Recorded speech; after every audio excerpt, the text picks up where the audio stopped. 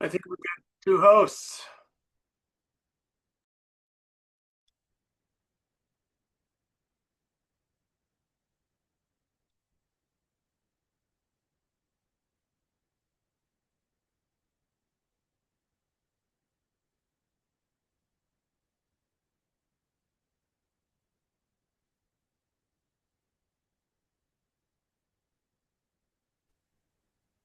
Hi, Rick.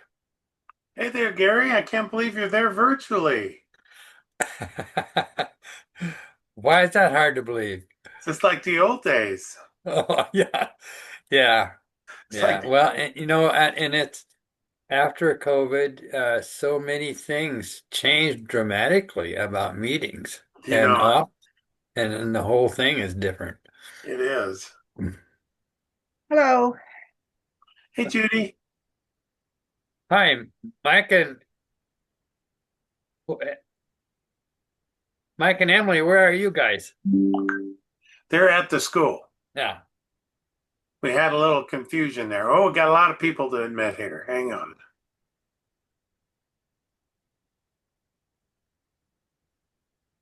I think everybody's in the room now. I'll keep an eye on letting people in there. Emily?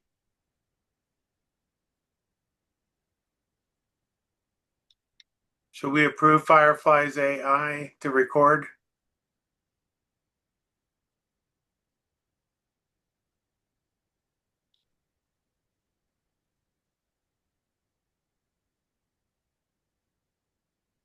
I don't know what that is, but pretty cool.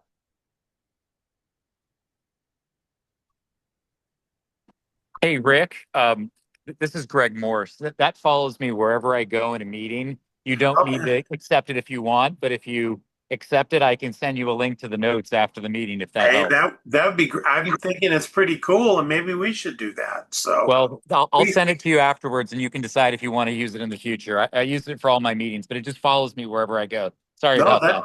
that'd be great. Thanks. We're a public meeting. We don't mind being recorded.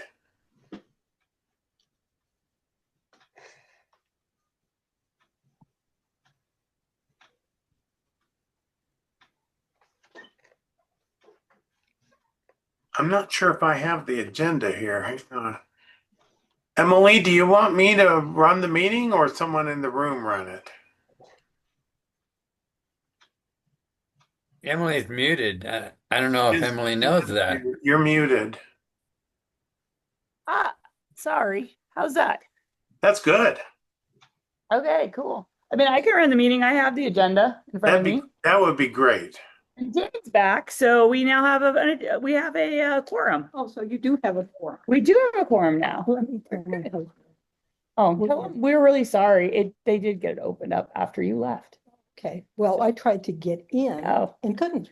okay, cool. Well, roll call. How about we just do you want me to just run it, Rick?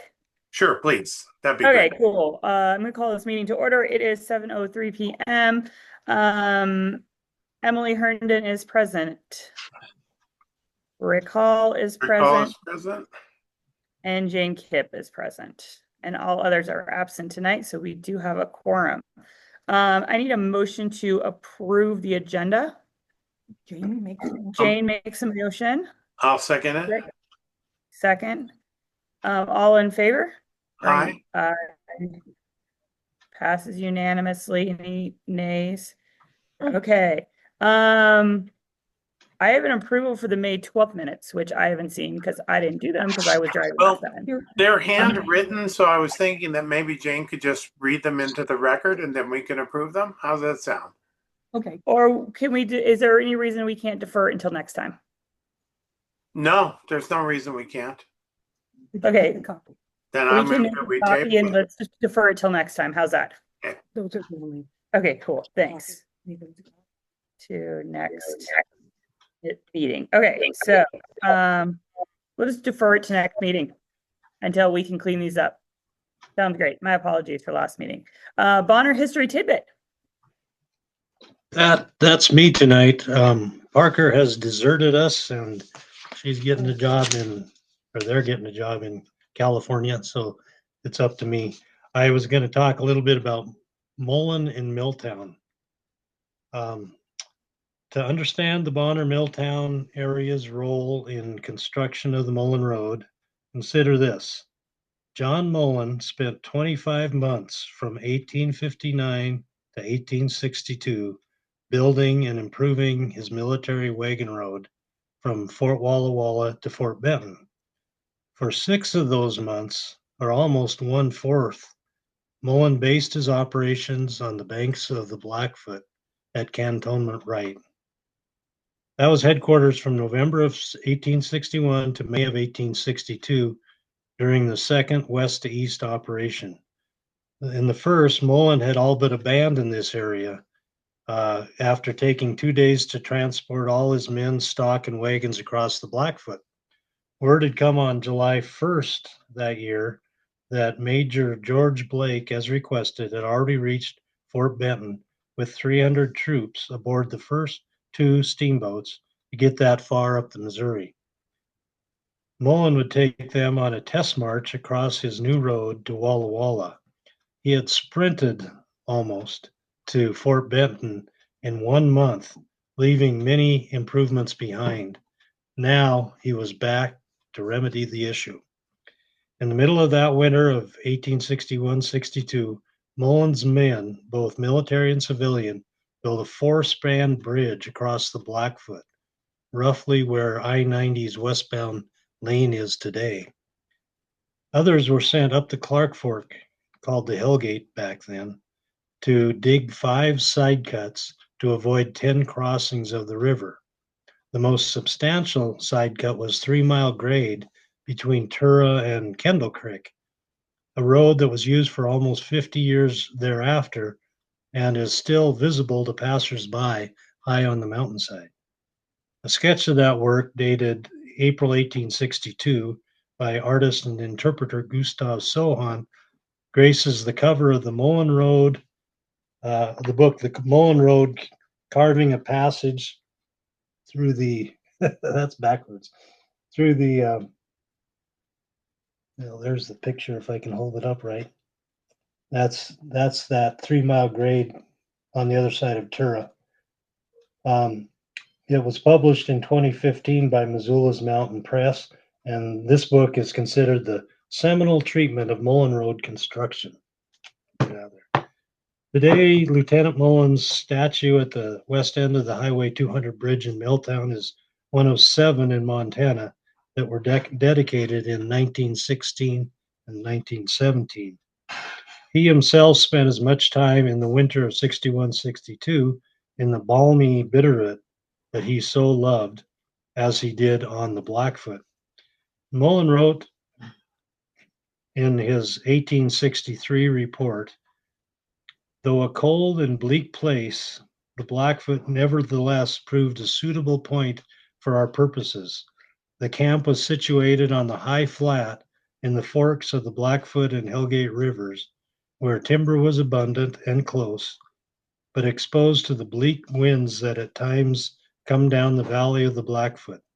It was found to be an abode of not over much comfort. Thank you. Nice job, Kim. Thanks. Interesting.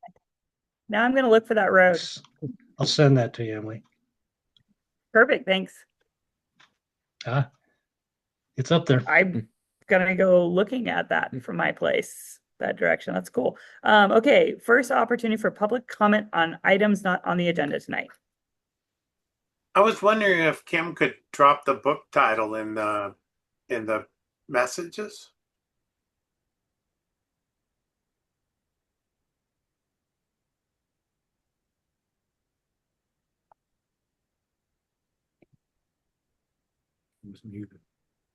Okay.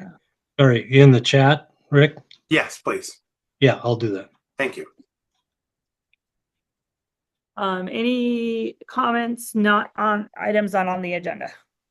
I've got one. Judy, go ahead, please. I finally figured out how to raise my hand.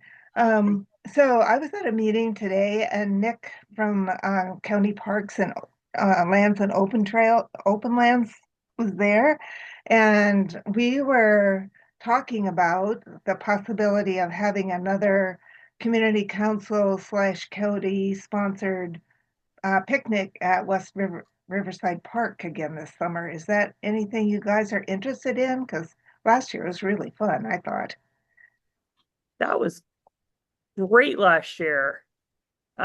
We would have to throw up a special meeting to contribute again, but I think we could manage a quick special meeting just to address that.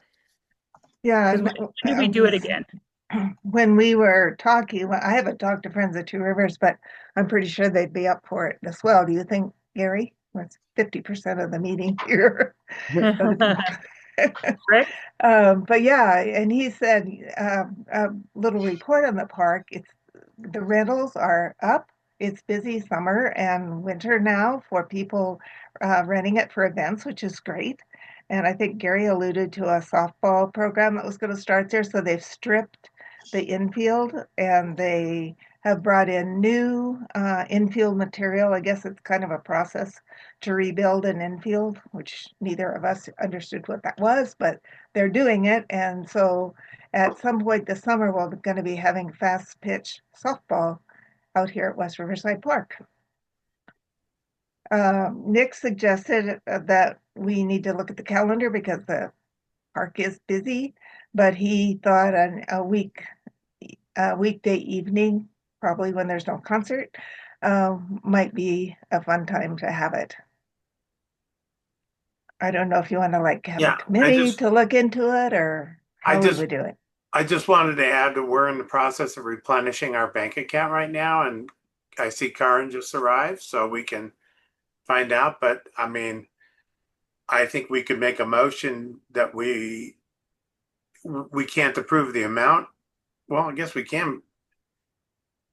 We don't have it on the agenda. We can't actually make that motion. Oh, because we're that's true. We meeting don't out have there. one. Yeah, we have to. So we can make a special meeting just specific for this topic. So how about Judy, Gary, you get the details to us and then we'll throw together a special meeting. Okay, do you guys have any That sound good? preferences? I like the weekday idea. Me too. Any nights that are bad? Tuesday for me because I'm on planning and zoning. Okay. I like Wednesdays, middle of the week. Wednesday's a good day for me. Yeah. Jane? Okay. Yeah. Thanks, you. How about month? June, July, or August? July Probably would not June. July would probably be best for me. Yeah. Okay. August, I'm going out of town for a lot of it. So yeah, we Just could let have us know. a special meeting, and once you come up with a date and let us know. Okay, thanks, guys.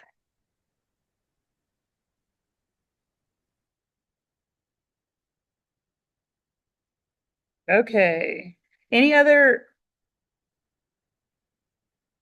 comments not on the agenda? Sorry, I was writing that down. Okay, seeing none, I'm moving on to announcements. There are none. So then I'm moving on to speaker. Andrew. There is one, actually. Yep. Hi. Hi. I'm sorry. I'll try to be quiet after this. I wanted to announce that the Bonner Native Plant Garden is open for visitors, and it is behind the Bonner Post Office. And we'd love to have anybody stop by.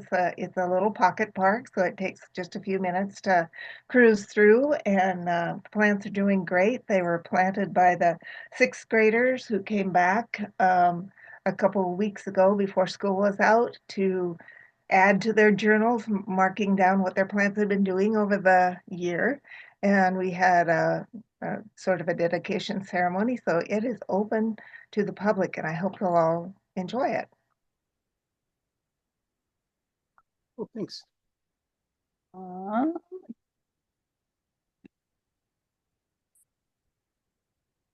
sending a request to share, my friend.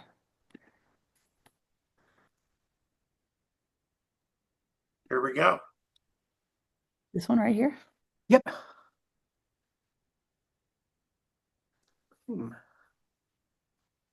Okay. Can you guys see my screen okay?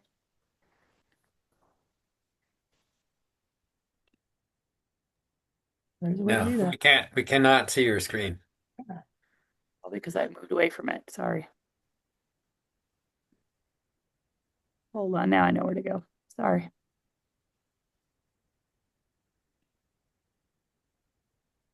Now we can. Okay. Ooh. Perfect.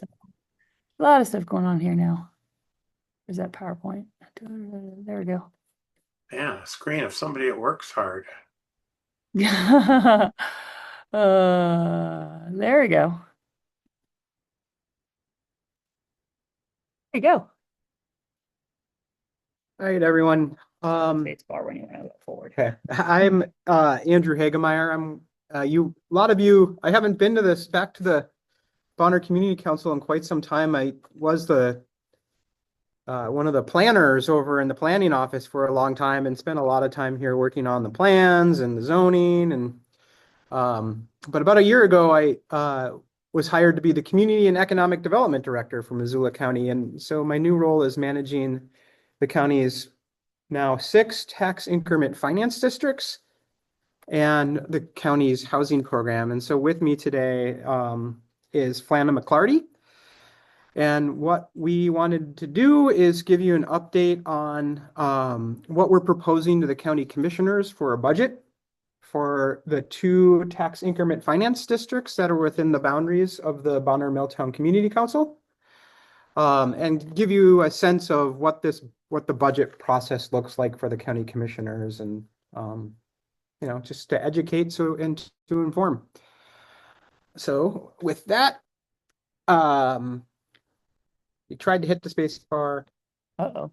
Sometimes you have to click on the screen and then it will go. Oh, Yay. there. Okay, there we Whatever go. we did worked. So today, for what I was hoping to do in the presentation is talk a little bit about the department organization and talk a little bit about tax increment financing itself, because it's really nerdy, and we'll try to simplify it. And then we'll talk about the projects that we've got going on right now in the 2 tax increment finance districts, and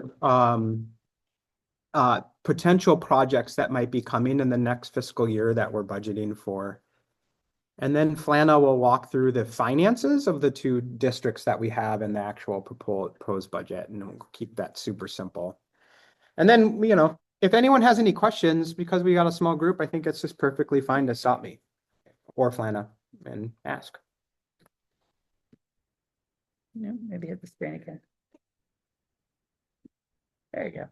So a little bit about our department, just so you understand. We're Community and Economic Development, CED.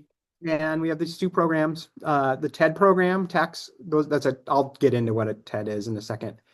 But those are projects that are funded specifically through tax increment financing. And then we have our housing program, which is not funded through tax increment financing. And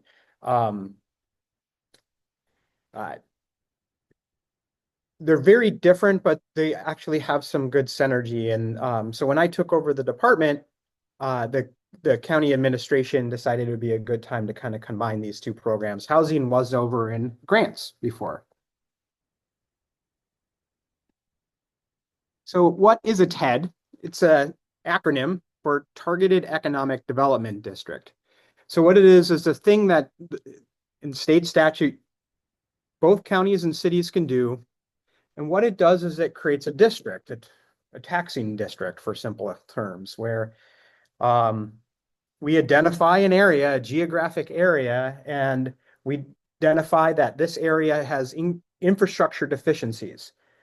And the infrastructure deficiencies are limiting the development potential of that area. And we would like to see more development in that location to help support the economic well-being of the community.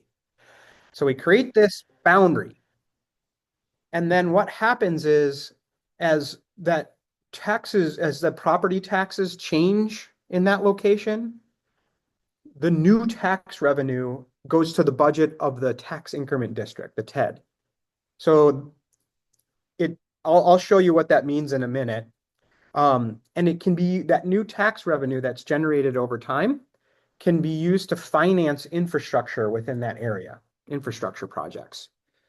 So what it essentially does is it uses the returns of these current and future tax revenues, we were able to leverage that through loans and bonds and things to make big improvements to infrastructure, like build new roads, put in water or sewer systems, which can really then help grow and develop the district. What's neat about this tool and statute, it's the only mechanism that counties have to pay for infrastructure, like roads and sewer and water, that don't go out and raise taxes. So normally, if you want to build a new road, you either have to go out to all the county taxpayers and ask for a bond to pay for that new road, which raises taxes, or you have to create a district, a taxing district, and then you assess each property the price of that infrastructure, which is a tax increase. This is the one that allows us to actually, the banks will say, oh, you're making a $500,000 a year in taxes from this district. We'll give you a loan where your principal and interest is $500,000 a year, and so you can use that tax revenue from a year to pay that loan. So you actually don't have to raise taxes to build infrastructure. So it's a really powerful economic development tool, but complicated, I understand.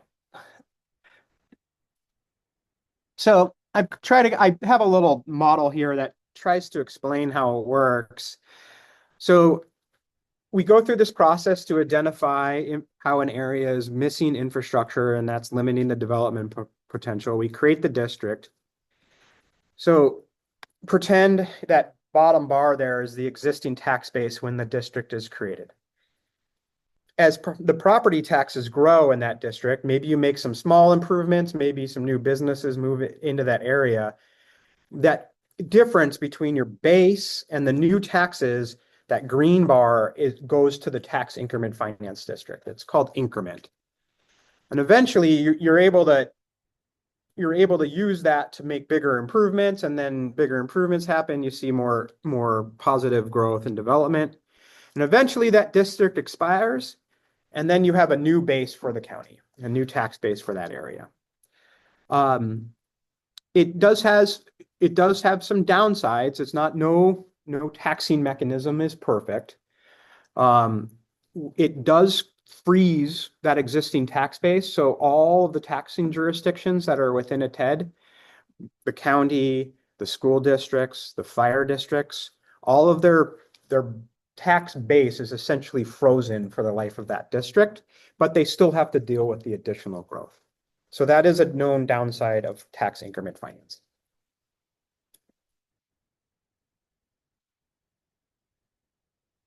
So the benefits, why we use these in I think every state in the country uses tax increment financing. It allows us to really make infrastructure improvements, and allows us to attract investment in an area without the use of the general tax dollar of the general citizen. And it helps revitalize areas that otherwise wouldn't be getting investment. So it's probably the most powerful economic development tool that local jurisdictions have in the state of Montana. So in this area, there are two TEDs. There's the West Bonner Log Yard, which you all know on the kind of like east or the west north side of the Blackfoot River. And then there's the Bonner Mill site, which is right here across the street. The Bonner Mill site was created quite a while ago. It's pretty mature, as we would say, and it's generating some decent increment right now. It's set to expire in about 7 years, and then all that money, all that new base will occur, and that will go back to the taxing jurisdictions. The West Bonner Log Yard is a little under halfway through its life, and it needs some significant infrastructure improvements to really get that district going. Those are the two TEDs that are in the boundaries of the Bonner Milltown Community Council. So what we wanted to talk about, Flan and I, is two types of projects that we do. First are applications that are made by either the public or private, through public or private partnership, or by the private sector or by a public agency that has some involvement within those geographic boundaries of the TED. So, for example, this didn't occur here, but over in the Y, where we have a TED, the county and a private developer teamed up on and built a water system. So that was a public-private partnership. Sometimes the private sector will say, "Hey, I need a new road." In Bonner, they came up and said, on the mill site here, "Hey, we want to get rid of this pile of toxic junk." And so that's a private request to use tax increment financing for a project.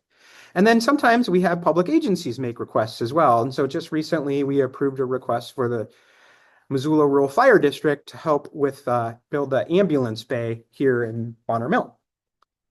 And then we also have programmatic type projects, which are things like policy development. We're trying to improve our community outreach, which is why we're here tonight, to get people that are affected by these fixtures to know more about them. And then just general program administration. You're dealing with a lot of technical stuff, a lot of contracts and things like that. So those are the things we'll be generally working on over the course of the next fiscal year. I wanted to talk about a project because I think these are the things that the community council and the folks that live in the area would be most interested in. And these are sort of the phases of a project that we look at. So let's say it's a public-private partnership, or it doesn't matter, public agency. We usually the first phase of a project is what we call scoping, and it's when we sit down as a group with the folks that are wanting to make a request for tax increment financing, and we figure out what their project is and whether or not under statute that would apply or comply for be eligible for tax increment financing. So sometimes the scoping is very, very easy and simple. When we did our scoping phase with the Missoula Rural Fire District, it was basically 10 seconds of the meeting. This is a slam dunk. We can absolutely do this. When we have the money, let's do it. But sometimes these scoping phases of the project are quite long and quite intensive, especially when you're working on a private development project that's complex. So when we built the Y water system, that was a good 5, 6, maybe 5 months of scoping where we were working with the developer on a weekly basis, negotiating how we could use tax increment financing to build a water system. They would build the water system and then we would buy it from them. So there was a lot of back and forth before an application is ever made. So sometimes the scoping phase, you find out you can't do the project and it goes away. And then other times the scoping phase will move to an application. So anytime someone's making a request for use of tax increment financing, whether it's the county or the fire district or a private citizen or a private resident with a private landowner within the TED district, there has to be an application. That application goes to the Missoula Development Authority, which is a board like the Bonner Milltown Community Council, for a recommendation. And then the final decision on whether or not to use tax increment financing for that project is made by the county commissioners. So I have that highlighted in pink there because that's really the public facing part of any sort of project involving tax increment financing. It's whether or not the county should use that tax money for the project. And that's where we have the public hearings. And we would like to get more involved when we have projects, coming to the community council here to get input. Once the decision has been made to use tax increment financing, then we move in to the administration, because what happens is we decide to use tax increment financing, we sign a bunch of contracts with the entity that we're partnering with, and then it's administering that contract. So making sure they build what they said they were going to build, make sure it's built how they said they were going to build it. And then if they do all that, then we can actually reimburse them for the project. And sometimes that's pretty simple. But if it's a larger construction project, sometimes that can go on for a while, like a year or so. If they're building infrastructure like roads or sewer. It can take a while and a lot of work actually to administer the project. Finally, we have the closeout phase is when we say, hey, you've done everything you need to do. We can reimburse you for the project. And there's some administrative back end work that we have to do to make everything I's and T's crossed, dotted, etc. Sometimes there are additional public hearing points within that process. So if you might have during the administrative phase, if we're issuing a bond, there would be a public hearing on the bond, but not always. So like you mentioned the ambulance bay. Yeah. And that's an easy one because it's already within that TED district, correct? It's easy because it's clearly important infrastructure and we had the money. So, Okay, and it's within that and it's specific district right there. It's right there, yeah, across. So that otherwise, if it was somewhere else down the street, that may not Yeah, scope. if it was outside the district, it may not Okay. be eligible. There are some exceptions. Yep. Okay, that makes sense. Yeah. I was kind of curious because Yeah. I was just like, wait, that's right within the district. That's what the money's used for, is to Yeah. build that infrastructure. That's important for the community surrounding it. So that's an example of how this is being leveraged. Yeah. Got it. Yep, exactly. So even though the existence of that ambulance bay is, they'll have an ambulance now there that will benefit the larger community, but that physical improvement was within the district. Got Yeah. it. The ambulance leaves the district, the bay does not. Yeah. Yeah.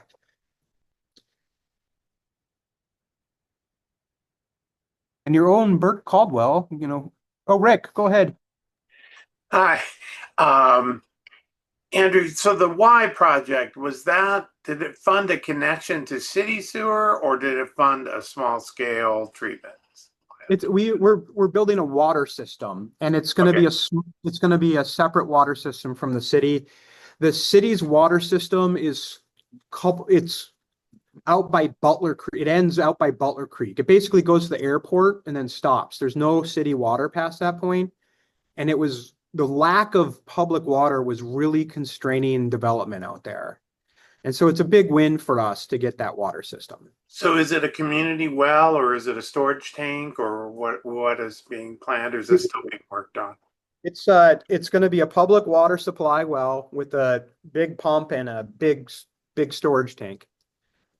So as people join that district, do they get assessed costs to repay the TED or the TIF?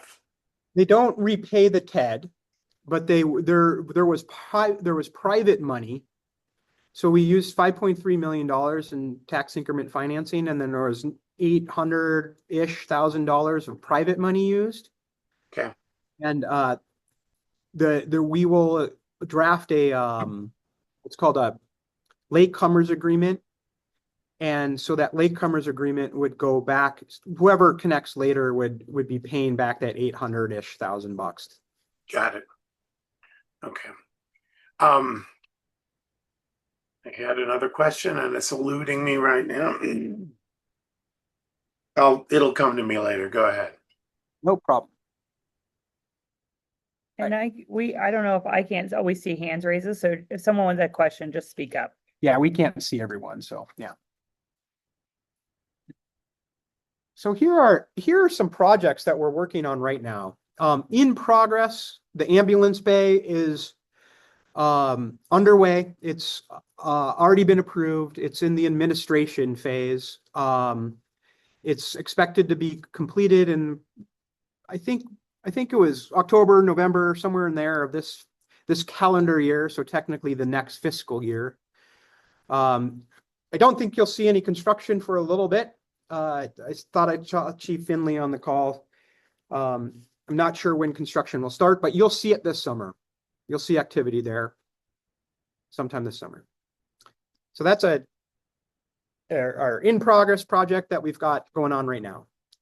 We've got some projects that we're anticipating coming along. A lot of you, I think, I don't know if Blackfoot Crossing, Greg Morse came to the Bonner Milltown Community Council. He's on now. Yeah.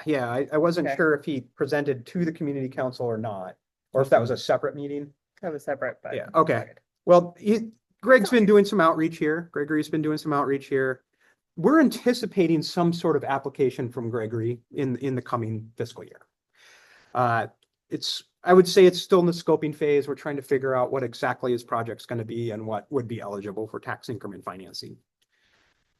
We've also been working with the owners, Mike and Steve across the way here on we're talking about hiring a landscape architect to do some landscaping plans right here across the street from the school to see if we can improve the landscaping within the district over there, and then down by the park. And so that would be a small project to do some design work, figure out what costs are. So in the future, we'll have a good estimate on what actual landscaping improvements how much they might cost. And then we're also working with the fire districts.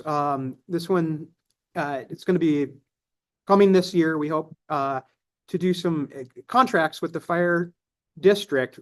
So when they go into a tax increment finance district and do any inspections for water systems for fire during the building permitting process, the fire district doesn't get compensated for that. And normally it just comes in the way of increased tax revenues when that building gets built. But because they're frozen in their base, there is a cost to that district. And so we're working on, then the idea would be they would, basically say, hey, we spent X number of hours doing inspections this month, and then we would compensate them for that. So those are the projects that we know about.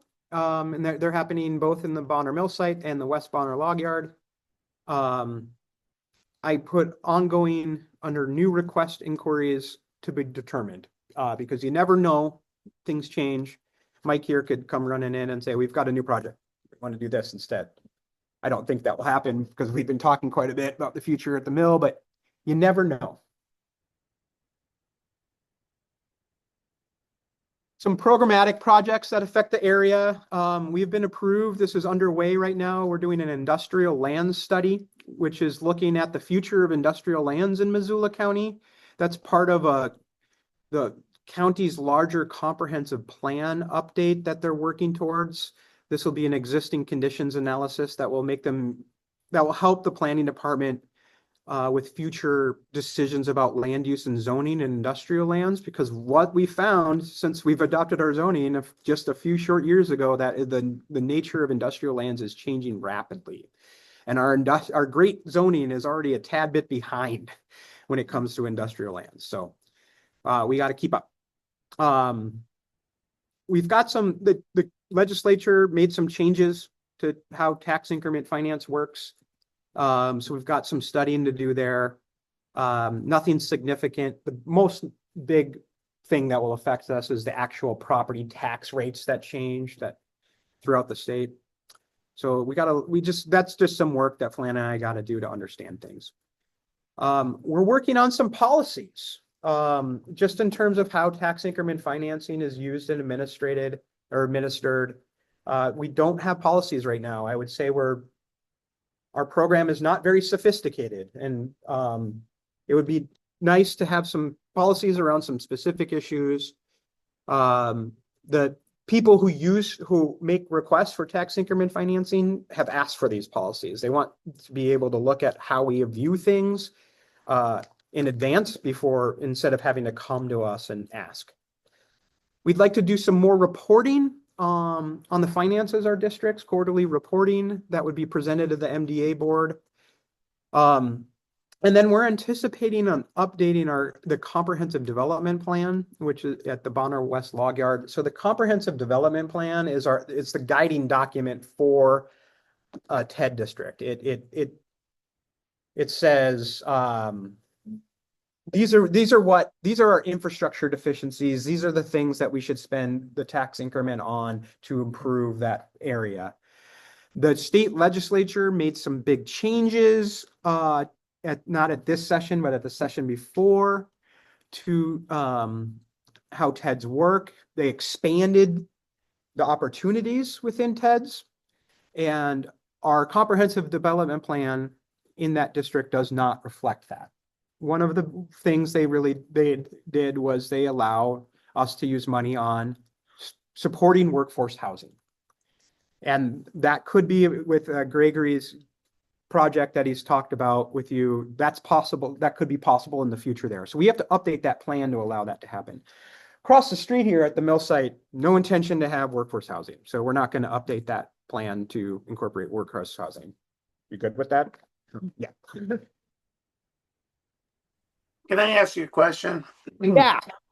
In the past life, I was a commissioner on an economic development commission in Clackamas County, Oregon. Is that kind of what your department does? I mean, what our job was to make sure we had shovel-ready industrial sites, that we encouraged business development, we got living wage jobs, things like that. I know on planning and zoning, our goal is mainly pushing towards housing, but jobs are super, super important, and we're probably one of the places where their industrial growth can happen.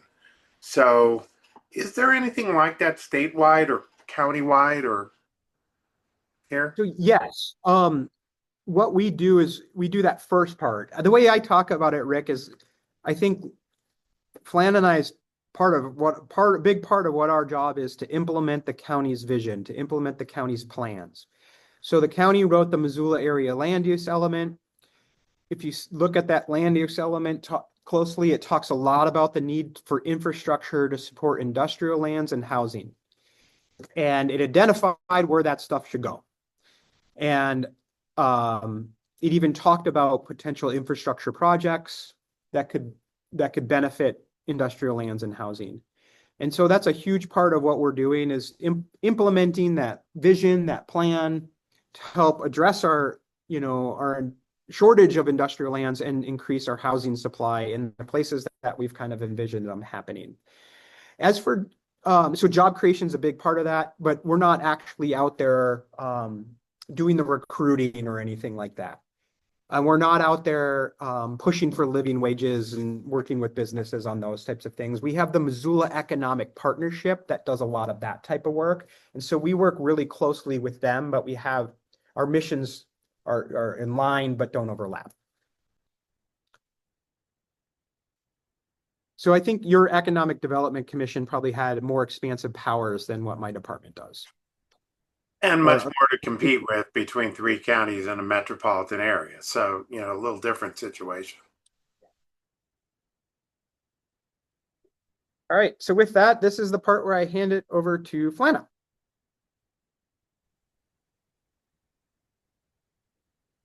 And when you're ready, Okay. Flana. I'm ready. Yes. Okay, so I'm just going to run through our proposed budgets for each of the districts and what the financial state is in these districts today. So for the Bonner Mill, our estimated revenues in that district from tax increment are around $418,000. And then we do get some interest on the cash that's sitting there. So that's estimated at about $500. Our expenses for the district next year, so administrative expenses are around $64,000. And then under operations, we listed those out, separated them out. So the ambulance bay that we will be reimbursing Missoula Rural Fire for is around $282,000. The landscaping project to have at the Bonner Mill, so the landscape design along Highway 200 and the park, we're estimating around $50,000 for that. And then to reimburse the fire district for fire inspections, we're estimating that cost to be around $5,000. And then we also have debt service at the Bonner Mill. So the repository that was cleaned up, we bonded to pay for that project. And the annual debt service to repay that loan is around $310,000 a year. So looking at the totals column, Our expenses for the year do exceed the revenues that we're bringing in.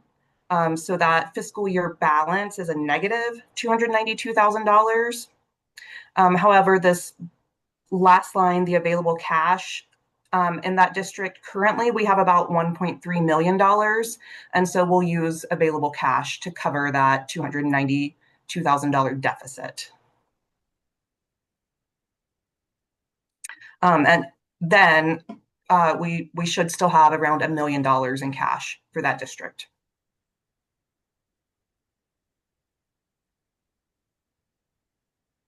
And then the Bonner West Log Yard. So the tax increment revenue for the year is estimated at around $110,000, with interest around $1,000. The expenses for that district, so the administrative costs are around $65,000. And then the operations, we just have the fire inspections estimated at $5,000. So the total revenue to expense balance, so should add about $40,000 to that cash balance of the district, which is currently at $817,000.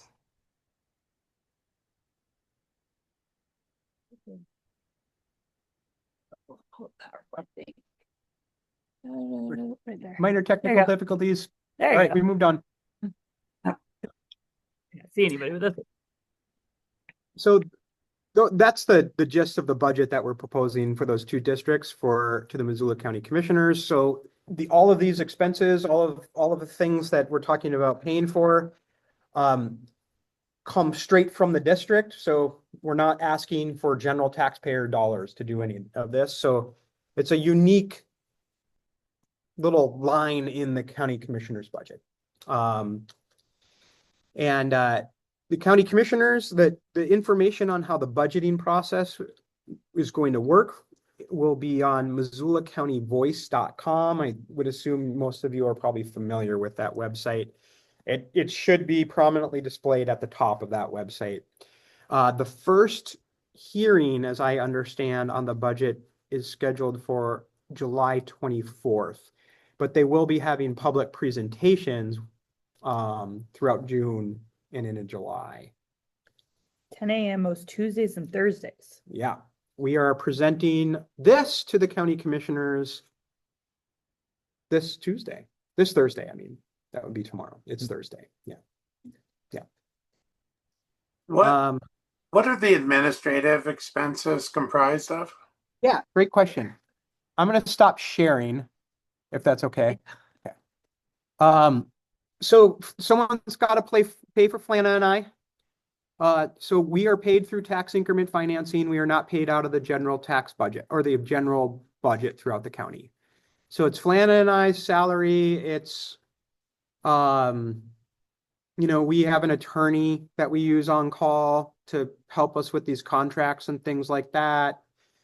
We need computers and telephones. It's basically just the cost of doing business. And that's just split amongst the TEDs and TIFs? Yeah, we've split it up pretty much evenly. There's some minor differences that will eventually even out over time. Any additional questions tonight? Thanks, Andrew. That was fabulous. Yeah. Oh, this is Gary. I do have a question, and so I think this, and I really thank Andrew. I'm familiar with Andrew from his planning efforts in the Missoula area. He did a fantastic job, and so I'm not surprised he also did a great job tonight. And you're in Flana. We really appreciate the presentation.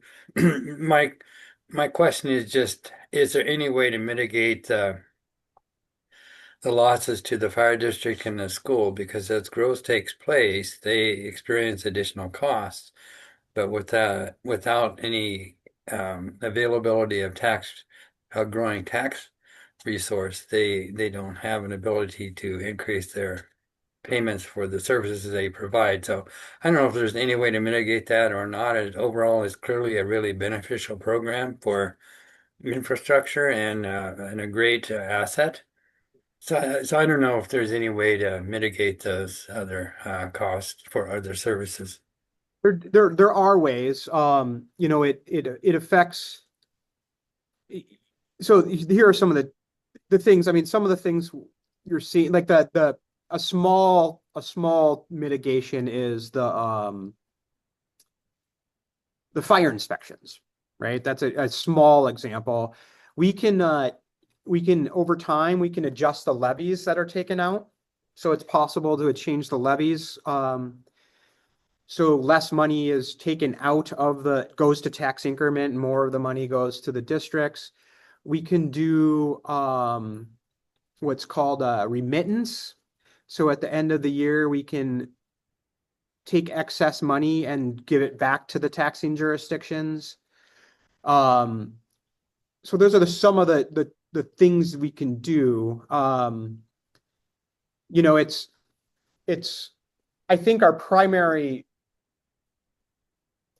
concern with the fire districts is there's been the industrial park out by the airport, which was a huge tax increment district. It created an enormous amount of development that right now would be on the fire district's tax rolls, right? So what happens is that area was vacant. We create a tax increment district. We pour all this money in. Their tax revenues are frozen by the districts in place. All this development happens. We create all this wealth in terms of tax base. But when that district expires, then there should be, they should get all this new tax revenue coming in. However, what happened there, and this is a really big concern, is that it was immediately annexed into the city of Missoula.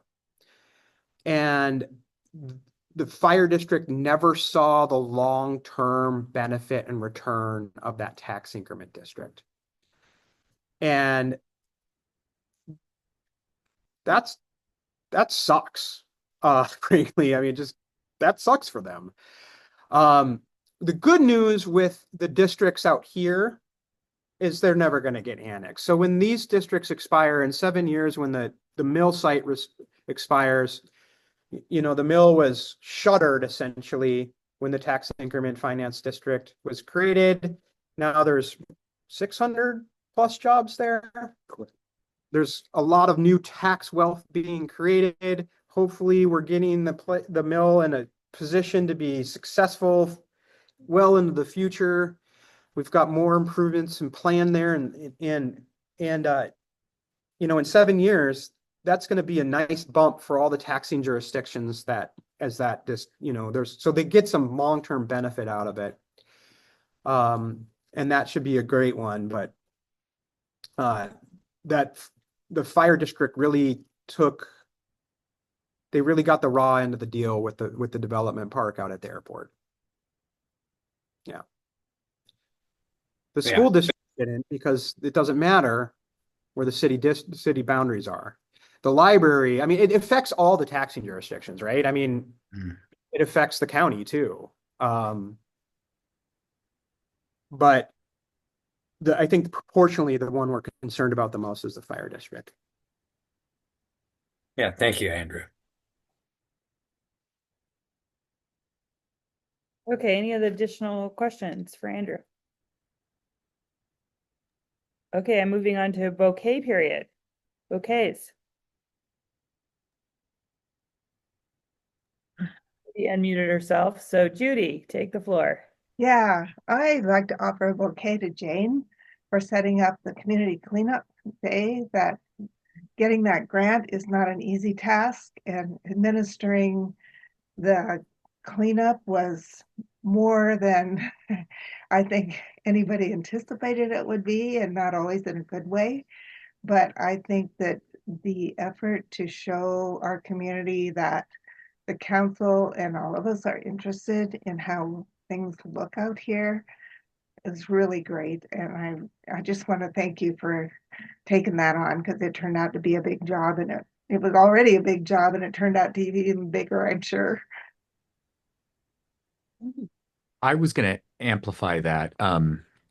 Yeah, I don't know if everybody knows this, but a lot of people took so much advantage of the cleanup that a bunch of people kept leaving trash after the dumpster was already full. And I know Jane had to do a bunch of work to get that cleaned up after the fact. So um, I saw the massive piles there, and I know they disappeared. So thank you for doing. The total came out to 4.5 tons, but it filled 2 dumpsters. Wow. And so there were a lot of mattresses and there were a lot of,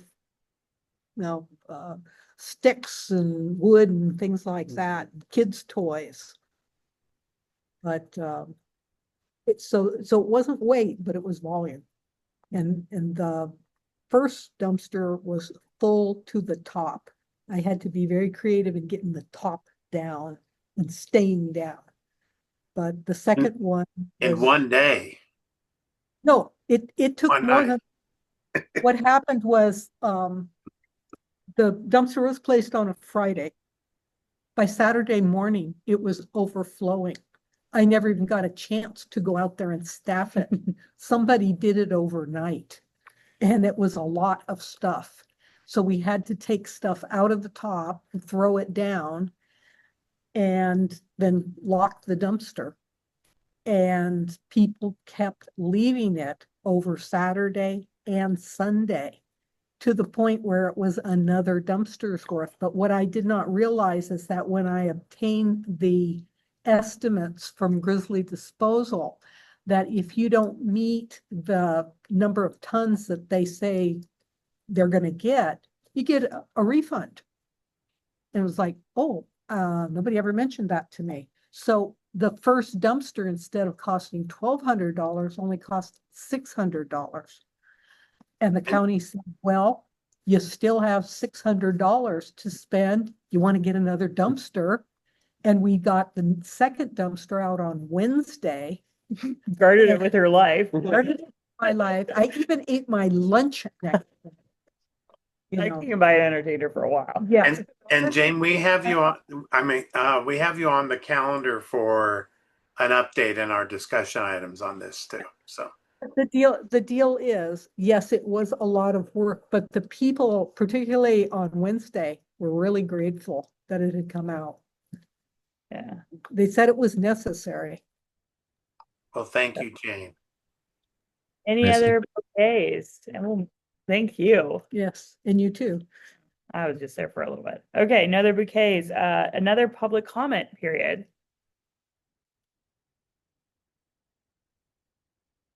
Seeing none, I will move through communications very quickly. I am not going to read them verbatim because they're on our beautiful agenda, but Can I say one thing really quick? Just one quick announcement. Um, for Blackfoot Crossing, we had that meeting a couple of months ago. And for those of you that attended, I'd said there would be another meeting. Well, we're getting ready to calendar that next meeting.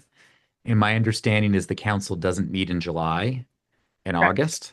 And so I think we're going to probably schedule a meeting possibly on maybe the same day this meeting ordinarily is in the month of July. So we're talking about July 14th.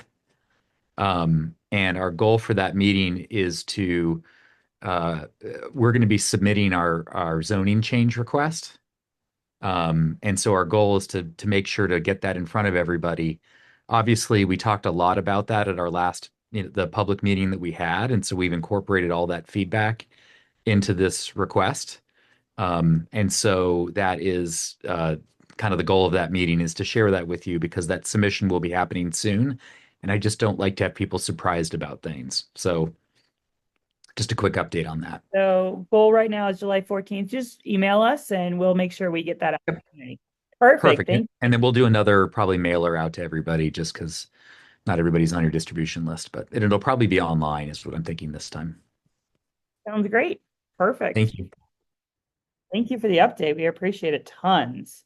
I'll run through communications really quick because I'm not going to read them verbatim. There are budget requests from the departments. Those continue through June. So this is with the county commissioners. So there are administrative meetings at 10 a.m. on most Mondays and Tuesdays. And you can see that at where that link is on our agenda. The preliminary budget meeting is July 24th, and final budget hearing is September 4th for the county commissioners. All meetings are recorded. You can see those on the YouTube. And so stay engaged. There is also preparing your animals for the next emergency, which is June 12th at the Big Sky Horse Park.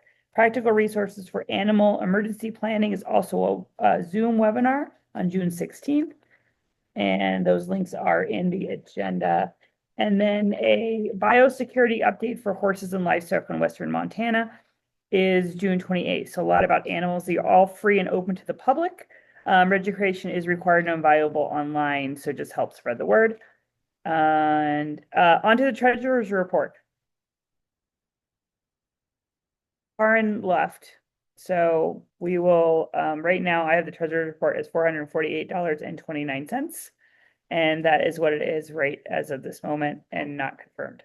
So action items, we have summer break for July and August, and we will resume meetings in September. We will put out a special meeting. And I put on the agenda item for the next meeting will be a special meeting to talk about Two Rivers and doing a community barbecue like we did last summer. So I will put that out to the community a couple days in advance to make sure that gets out there. So that is our action items. Discussion items, all community councils, they can be found online. I make sure I post those up on our Facebook page, but if you put in Google all community councils in Missoula County, you'll get the YouTube videos of all those, and those are open to the public and obviously videoed. Anything on community development update? I think we got lots today. Anything else from anybody? We got one from Gregory Morse for his meeting. That'll be great. Anything about your housing? Not at this time. Okay, so nothing. Gary, do you have anything? Are you working with Greg? No, I don't have anything. And Greg is doesn't Greg is doing a great job, and I'm not participating. Excellent. It's great. Any update on train quiet zone, Jane? No. Okay. Community cleanup, 4.5 tons and 2 dumpsters. Yes, and it took longer than expected. I guess I was naive. We also have, I think it's right here. And I'll just warn you, my computer is about to die. Okay. So we will, but please show us. Okay. And I apologize if it does die. The other thing that happened was before I got permission to get the other dumpster, I went to the dump myself with my truck, trying to haul that stuff away, clean it up. And I've got 2 invoices. Okay, perfect. And I can give them to you. That'd be I know great. that Yeah, you we'll get can. them to Karen, so that'll be great. The upshot of it is that I have to finish a report for the rural impact people. And the only thing I've got to do is load 3 pictures on. With my hard drive issues, that's of course impossible. And that's all I've got to do is just get the pictures attached and then it's done.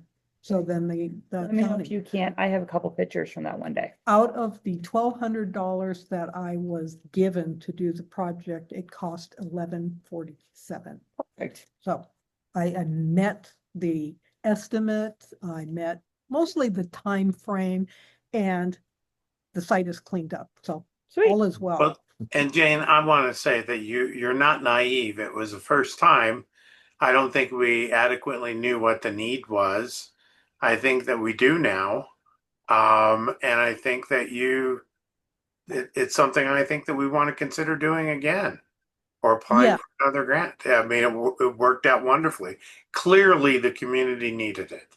So I don't think people were coming in from outside our area to put stuff in there. Probably a good idea that we hid it behind the berm so that people just passing by didn't notice that it was there. That was a good thing.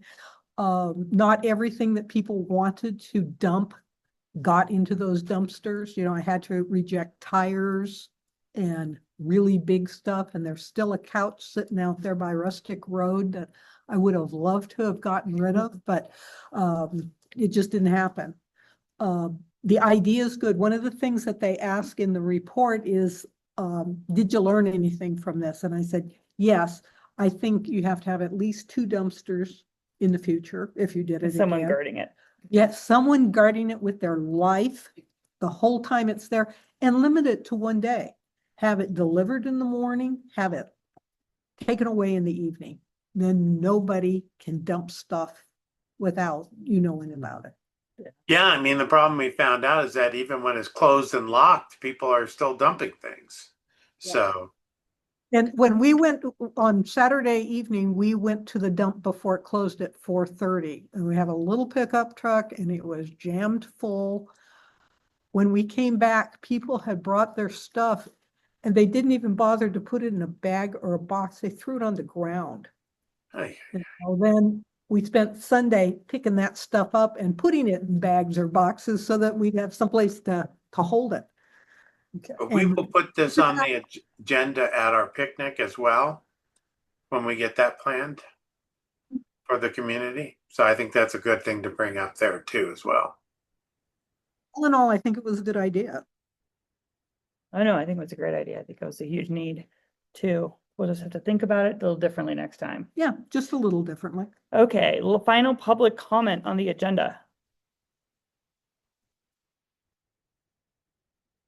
Hearing none, next meeting is September 8th at 2025. That is the next plan meeting, and it will be also at Bonner School and via Zoom. The agenda, but however, I'm going to put the agenda on the next meeting because I suspect we will have a special meeting to talk about donation of contribution to making a community event with Two Rivers, like we did last year that was so well attended.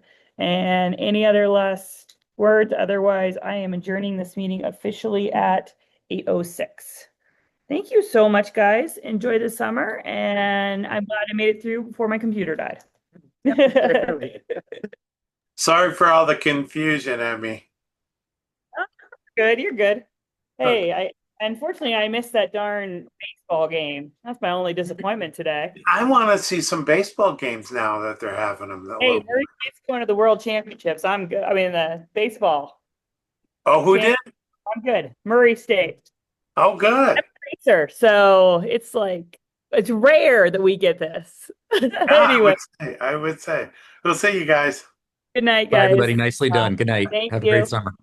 Thank you, you too, Greg.